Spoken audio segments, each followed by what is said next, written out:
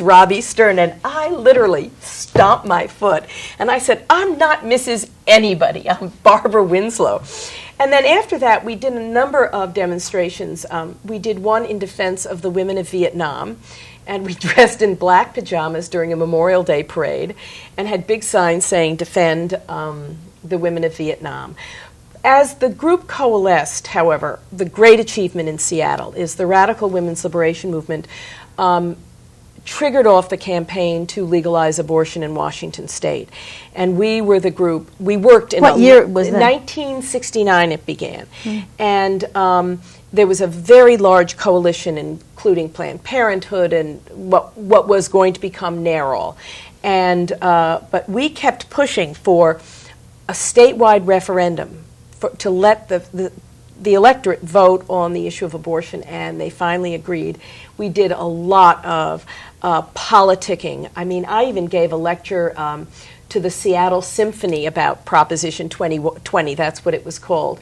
And we went door-to-door canvassing, we leafleted, and the referendum won 4-1.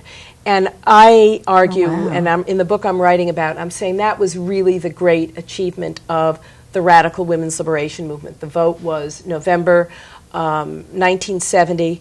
That was before New York.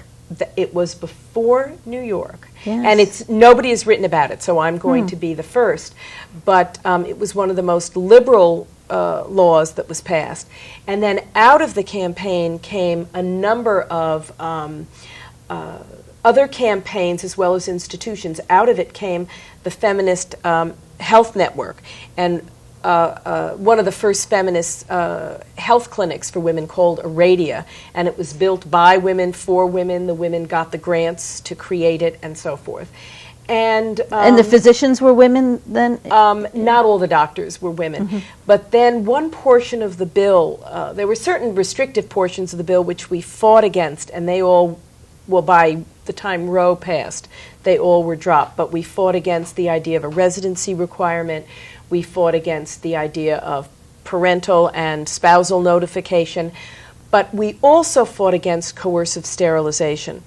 There was a woman in our group, and her name was Teresa Williams, and she came to our women's liberation group, and she was really distressed. And she talked about how she had been sterilized. And we all sort of went, what? And she said that she had gone to Group Health, which was the public hospital, and said she wanted to terminate a pregnancy. And the doctors told her that they would only terminate the pregnancy if she agreed to be sterilized.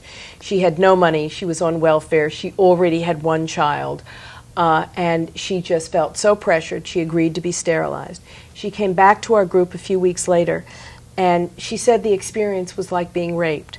So we went and we had an interview with the group health people, and we found out that it was quite common for especially women on welfare, in order to terminate pregnancies, to have to agree to be sterilized.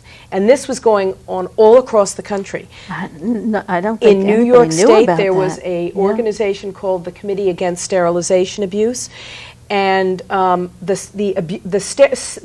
racialized aspect of sterilization became nationally famous. I think it was 1970 or 1971 when these young black girls had been sterilized in Virginia, the Relf sisters, and it turned out the girls and their mother couldn't write. And so they actually signed the consent form you saw her ex. And Ted Kennedy took this up and really fought against it. That's amazing. They found a hospital, I think it was in one of the southern states, where every black woman in the hospital had been sterilized. Oh. So sterilization abuse was rampant, and the radical, for women of color, 1 out of every 3 Indian women, Native American women on reservations, were sterilized. So this is a whole history that most of us don't know about. It was the women's liberation movement in coalitions with African American organizations and Latino and Latina organizations that campaigned against sterilization abuse. And now there are federal regulations regarding sterilization. But that came about as a result of the women's movement. There was one other great thing we did in Seattle, because you mentioned your daughter in athletics, and we owe that to one of the great victories of the women's movement, and that's Title IX. Well, before Title IX, our women's group co-sponsored with some other groups a teach-in on sports and society. And we tried to get Billie Jean King to come. And we couldn't reach her. So they were stuck with me because I had taught physical education at an Antioch co-op job in a grade school. And this woman named Joan Bird, who founded the women's crew team, and we talked about the discrimination that we faced in athletics. And it turned out two of the speakers, one of whom was Harry Edwards, who had organized the Olympic boycott. We were very nervous that he was going to denounce us. He was so supportive. And then the other was Jack Scott, who founded the Institute of Sports and Society at Oberlin. So these were two of the great things that we did, is challenging awareness around reproductive freedom, around sports, and getting support from the least expected from athletes, from male athletes. That was amazing. You know, it was my intention to move from this to what's going on with your program at Brooklyn College to bring gender awareness and women's history into the high schools. We're not going to have time to do that. But what I would like to do is to just have you give us a hint of what it is, and then I hope we'll be able to have you come back again, and we'll talk specifically about what is happening in the secondary schools in terms of awareness. Thank you. I'd love to come back. Just very briefly, in spite of the fact that there are women's studies programs throughout the world, it has not trickled down into the curriculum of the public schools. So there are a whole group of women and men who are trying to find ways to change the curriculum, change the textbooks, even change the testing so that gender and race can be integrated into the high school curriculum in a meaningful way, so that it's more than just Rosa Parks and the fictitious, Molly Pitcher, that it's more than just adding a woman here and there, but it's understanding that you cannot understand the world in which we live if women are not central to the discussion. No question about that. It's what we seem to be doing. We even do it with men, too. The statesmen, the kings, the military heroes, without any sense of immigrant history. I mean, we all have histories.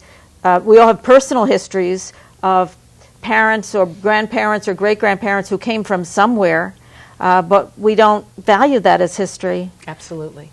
The history of our neighbors, the history of cities. There is so much that we could be doing, and I'm grateful to you for seeing that this part of our education, even in the days of standardized tests and teaching to the test, that there still be some value to that. We're going to have to end. I want to thank you very much. Thank you for inviting me. This went fun. So fast that we didn't get to what we wanted, but we got to a lot, and it was fascinating, and I thank you very much. No, thank you. There are other ways in which we can talk about this. I am curious about the school libraries and whether they're featuring more materials that girls and boys can be looking at in terms Libraries are wonderful, and librarians are very conscious about not only gender equity, but also what you're talking about, social history. Yes. That is making sure that ordinary people who've led extraordinary lives get included as well. That's wonderful. Well, thank you again. I think we can just continue to